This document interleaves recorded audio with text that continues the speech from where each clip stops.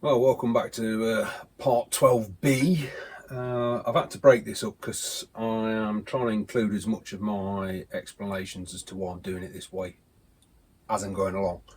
And what was going to be a two-part episode was already at an hour after the first part. We've done that bit.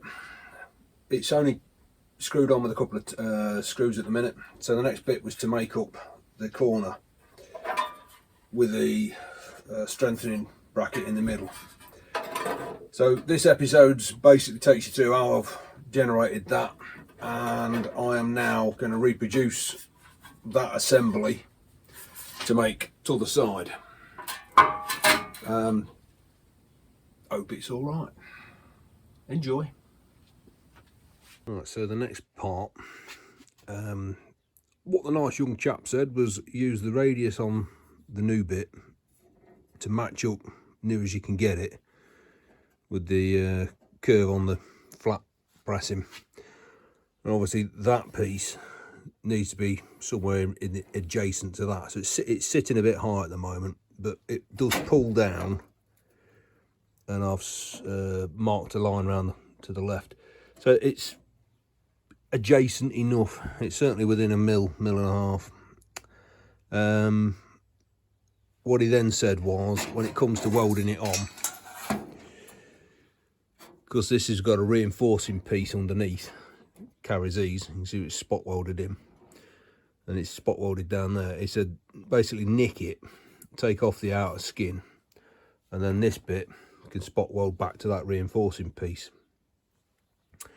I'm not going to do that just yet, because I want to then make up the other two pieces which fit onto this. So then, if you like, these three elements will then be put in place and glued onto that bit. That then leaves me, for all intents and purposes, roughly, I will need to trim the gutter and the radius is out, and take them off the those skins, and then weld them around there, and then that will be spot welded in along the bottom there to the back face. And then it's, if you like, from this side's point of view, other than the pillar and the footwell, the only bit left then is the top rail. Now, he did tell me leave the top rail till last, which I'll probably do. Anyway, I've just had an email from a chap called Lionel, who I think has sent me some photos through of what this bit's supposed to look like. So I shall go and have a look and see what that is, have my lunch, and then I think the afternoon we're going to be doing a bit of metal sticking. Oh, well, I've thawed my feet out and I'm back at it. This is the replacement outside corner, and what I'm trying to establish is the dimension from here to my scratched centre line and checking it back to this one. So that's the remnants of the bit that's just been put in place. So that's the new bit that's got to go on. So that face is the join line between those, yeah. So if I stick a tape from the middle of that join back to here, and then compare it with the same measurement from here to there, should be the same. Let's try. Well, the good news is it's within 1/8 of an inch on width, which is, I think, is about as close as it can get. Problem is this end's been, as you can see, because of the rust on it, it's all over the bloody shop. I've had to reform it anyway, because this end was all folded over, probably from my poor handling of it as I took it off. Anyway, I'm reasonably confident that that position that way, as long as I can put that back to that position, we're good to go. The thing is, all of this lot that it's currently clamped to has to be replaced with that bit. Sits on the inside of it. So what I'm basically going to do is now use that as my reference face, offer up my patch on here, and then mark the end of this onto this position. That way, when I weld this edge onto here, like that, as long as when I offer it back up to tack it on, this line matches my line that I've screwed up on here, that datum should be maintained, because by that stage I'll have removed this bit to put that bit in. That is the cunning plan, and if it works on that side I can look to reproduce it that side. And believe it or not, this is the good one. Righto. Right, now it's time to have a think about and look at. If you remember, there is an internal structure which we made up on a previous episode, and the fit of it isn't great. That face should come to the underside of that.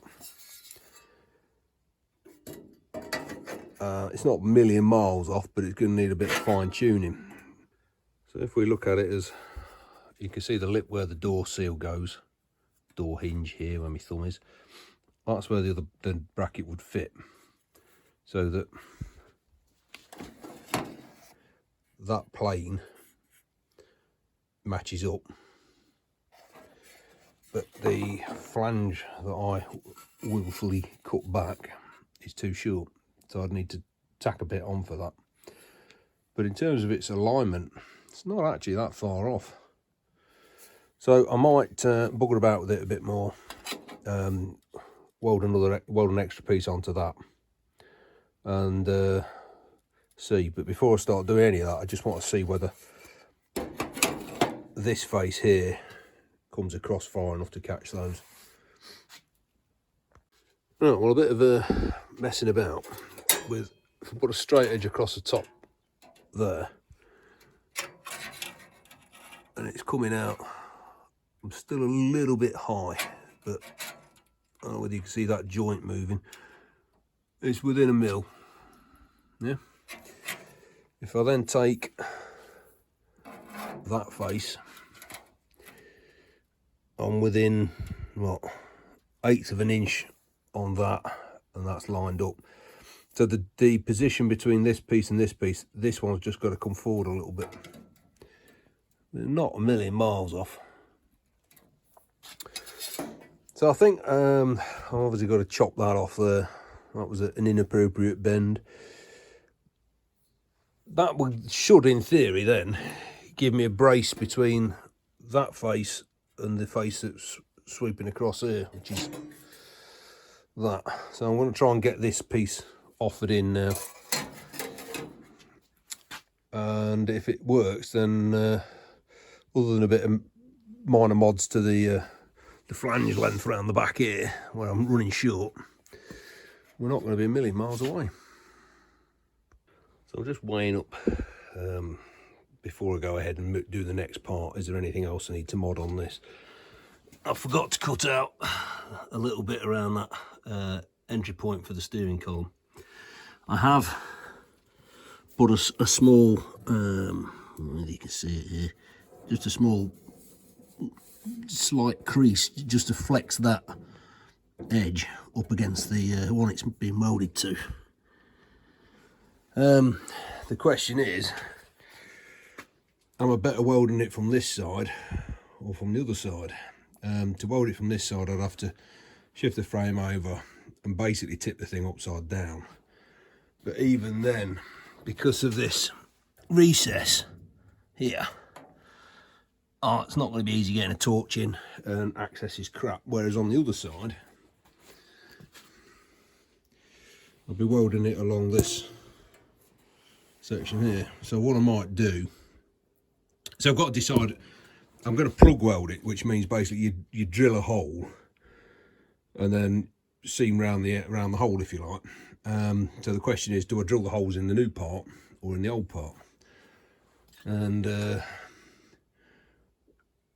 I'm inclined to go from the other side because I've got a load of welding to do along there. The other part of it is, I'll just adjust the slide and then I'll show you. I remembered what it was I was going to say. These bits which are tack welded through onto this panel, well, this panel is all changing. There's a new piece comes in which goes basically up to that point, includes the curve here and includes the return for this footwell, and includes that. So I've got nothing. If I weld it to this, I'm going to be grinding it off later, so I'm actually going to leave that bit, which means basically before I can do the other side of it, I'm going to have to weld the underside of this through first, spot these through, and I'll probably do those from the other side as well, weld them onto the good. So I've got a good amount of good metal to weld shitty bits to, rather than the other way around. And the same on this side. So all these weld points here, it's being replaced down to the footwell. So it's back to sort of semi-sky hooks. But that panel will be held in along there and along there, which is enough. Just want to make sure I'm not I don't want to do stuff I've got to undo. That's basically it. I waffle on furthermore. And knowing very little about welding, my concern is when I start stitching these bits together, I'm going to lose the sort of 90 degrees element of them, and that's going to create me no end of stress. But I just have to work it through. I'm reasonably alright with going down the outside of the seam, but I'm absolutely shite at going down the inside of the seam. So that's going to present a challenge. We'll see how it goes. I think I might set up and do some practicing. Well, I'm not going to lie, that's the second run. The first one left me a couple of holes. There we go. But it's improving. That's the first run, and you can see where I've ground over it. It's these pinholes here, so I'm just trying to make sure I ain't got any. God, the camera works a bit dodgy. Not surprised I can't hold a torch still. Two other ones here.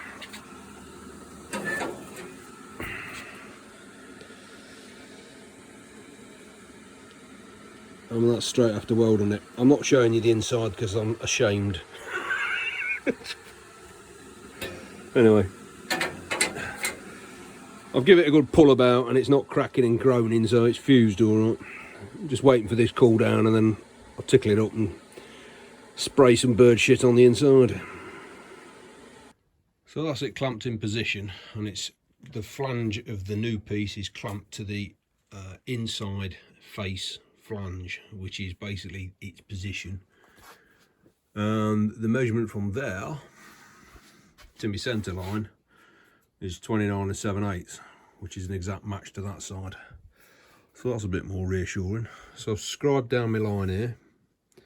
When I take it off, I've got to take the skin off of this, put that up to it, and then that'll be tacked on there. But before I can do all of that, I've got to put the internal rib that sits down here. It's all one step forward, one step back, but we've got the next bit done. So the second one, having worked out how to do it this side, should be reasonably straightforward. It'll be the same number of problems, but we'll have gone through them once. So that's the edge fitted up. It's pretty. I've just took off the upper skin of that, so that now seam it down and then try and do a few spots through. That dimension's right. Obviously it's dropped back a bit through this being distorted. It needs lifting up there. Yeah. Well, I've just had a fairly lengthy discussion with Anthony at Classic Bulkheads, basically talking through some of the dimensions on here, particularly trying to compare the dimension I measured on this before I started chopping it about between that point and the other side. and he pulled out his sample bulkhead from the same period, same car, same period, and there's round about ½ inch variation with all the dimensions, and he was saying that's about the tolerance they work to, plus or minus ½ inch. And he said, you know, everything we make, and it has to be hand fitted to make it right for the bulkhead it's matching. Yeah, you compare that with today, where they're working to a couple of thou on most cars on the bodyworks. Anyway, had a long chat with him around find the piece around fitting the A-frame pillar, or A pillar, and I now have a plan for basically doing it the way they do it. They actually make their own rather than cobbling one of these, and the discussion was based around the curve isn't quite right, and the recesses at this end where it's supposed to slot under this portion, he said they don't include them, so we'll have to look at that when we get to that point. Crash. So yeah, a bit of progress, but yeah. Got the next job is to weld on the stiffening rib on the underside of this. I might just stick a couple of self tappers through here to give me alignment, so I can reposition it same each time. In fact, I'll do that. So that's it fitted up. A couple of self tappers to give me an alignment. I've got a very slight movement on them when I'm just trying to bring the door hinge to vertical. That's the A pillar with the foot clamped in, and that's giving me perfect hole alignment. And what I understand is that can go up and down about 1/8 inch. What I've next got to do is that gets offered in, and then we lop off the top end of it, and then basically weld that bit across here and then across the front around the back. But what I have been advised by the nice young man is to dig out one of the rusty doors and check that the hole centres on here all match, because if there's any discrepancy on this punched piece to the original doors, he said, yeah, your hinges won't line up. That's where the buggerations comes in. Is that a technical term? Must be. So I'm going to go and find a rusty door. So this is the actual door that came off, which is in remarkably good nick. I thought it was a lot worse than this. I know the inside frame shop. Anyway, if I match up the radius here, that's held flush and matched up with the radius, which is how you'd want the lines of the car to sit. And then you look through the hinge hole. It's bloody, well, it's what, 1/8 inch out. The hole's being too far up. That don't fill me with confidence. Now, it could well be that the hinges on the door are a bit out. But there ain't 1/8 inch movement in them. And then when you look through the bottom ones, they're perhaps out, I don't know, 1/16. No, not far off 1/8 that one. So, yeah. I've now got to have a head scratch and decide what my best course of action is. Anyway, food for thought. So yeah, no bottom frame, it rattling around. These are all seized in, that's on its way. No idea what the door handles are like, and obviously the hinges are all solid. So yeah, well, after much pissing about with the other two doors, what I've established is the hole centres for the lower hinge in relation to that corner point of the body style, they're up about 1/8 inch. The hole centres between these and these are out by 1/4 inch. which is shite really for a new part, isn't it? I mean, maybe they were slightly different on later models, I don't know. But, I mean, you've only got to look at the flare on that. It's not a precision part anyway. So I am going to bugger about and see what I can get sorted. But basically, I need to modify the top of it, tack it in, and then the lower half of it, I need to match the, stick the foot on it, and then I've got to get the foot position that way and make sure that that is vertical.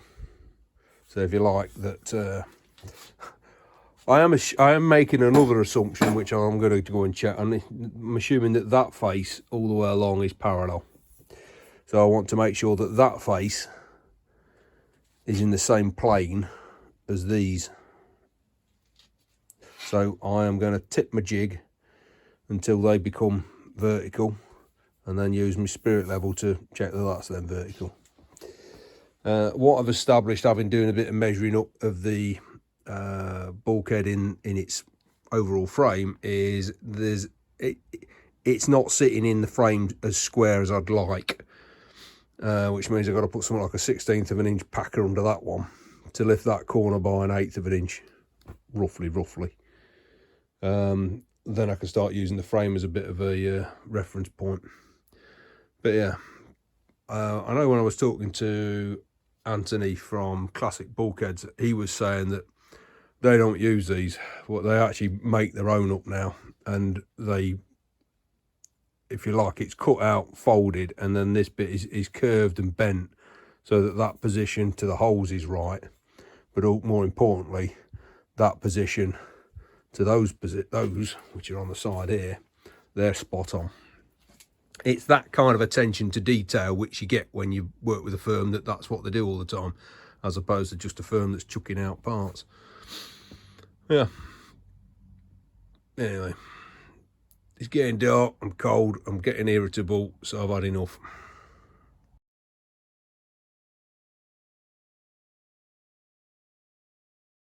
So I'm basically making up a mirror image.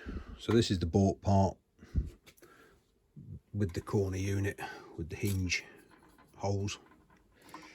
And I'm just now cobbling together the support bracket, which now I've actually got something for it to fit into. I've got a better understanding as to the dimensions and what it was doing. So this will tag on to the end of the video that I've already filmed making that. And hopefully by part C, we'll have these two in place, most likely tacked up. And I've got to rust treat the inside of them. The material that's come in from Classic Bulkhead renovations, rebuilding, is Zintek coated, so it's electroplated. It's only a very thin coat, and it just stops flash rusting. They send all of their built bulkheads out for galvanising, which is obviously the direction you want to go. I won't be doing because I can't afford it if it distorts it in some way. So what I'm going to be doing is painting all the interior faces to the best of my ability with what's it called, Corylus primer, rust nibbler, eater, converter, stabilizer, whatever they call it, which looks like the old red oxide, but apparently it's a bit more involved than that. And then once the bulkhead is built up, and probably once the outer coat, once it's sprayed up, coated for the vehicle colour, I'll then wax oil treat the cavity, hopefully with a clear one, so it's not dribbling out and covering everything. Right, enough of me waffling on. Enjoy. Leave your comments below, because it helps. Well, that's the fit up, making sure the parts are all in the right plane. So this is parallel to that and 40mm away. That is flat to that face until it starts to arch away. So all I'm going to do now, and this follows that flange down. What I'm now going to do is take it apart, degrease it, clean up the edges, and then tack it where it touches so that it'll hold when I take it out, and then do a bit more, because I've got to cut this edge away back to that, and I've got to cut the underside of that to that, and then I can seam down the outside of that corner, seam down this corner. Well, that should be it then. I'm not going to bother pissing about on the inside, because for the amount of aggravation it caused me, I don't think it actually added anything to it. And then it's just a case of tacking it on like this down here. Considering that one took about, I don't know, 2 days to make up, this one, the parts are already cut, but the fitting's a lot easier because I'm working to something. Right, well, in between various interruptions, I've managed to chop away the crap underneath, put that into approximately the position, clamp it onto the remaining bit of internal flange, chopped off the top of the pillar so it can go in, and now I've got that dimension there. So we're not doing it now, but in the morning I can scribe down there and do the same exercise I did with that end, and that should then give me basically the front valance, excluding that top rail and the middle bit. But it means I've got something to start working with them. What I might actually do is weld this piece to that, and same on the other end, and then I've basically got that full stretch. I can't see that there's a disadvantage other than it being a little bit unwieldy. I think once it's fixed together, it can be treated as a single panel. Yeah, bit tight for space, but I've had a bit of a clear out so I can physically get round. Snagged myself on that, so that got chopped into my scrap bin. Yeah, right, well, it's Friday and it's getting close to beer o'clock. So I think we'll call it a dub for this week.